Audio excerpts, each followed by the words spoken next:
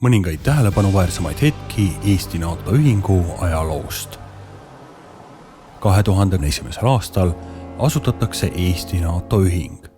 Nõukogu esimeheks saab Kalev Stoicescu ja juhatajaks Jörgen Siil. Ühingu peamine eesmärk on tutvustada Eesti üldsusele NATOt. 2002. aastal saab Eesti ametliku kutse liituda NATOga.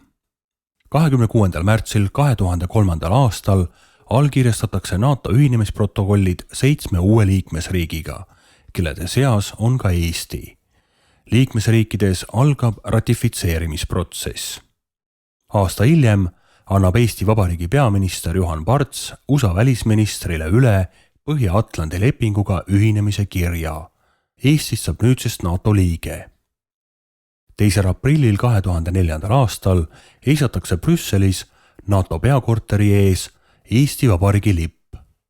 2010. aastal toimub Tallinnas NATO liikmesriikide välisministrite tippkohtumine, mille üheks peakorraldajaks on ka Eesti NATO ühing.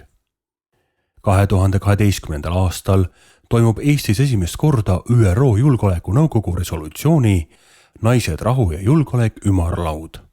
2014. aasta kevadel külastab Eestit NATO peasekretär Anders Fogh Rasmussen, millele eelnevalt kiidab Põhja-Atlandi nõukogu heaks NATO kohaloleku suurendamise Balti riikides. Viimase raames asub Tapale USA soomusüksus. Sama aastal võidab Natonia mäng NATO noorte loomekonkursi.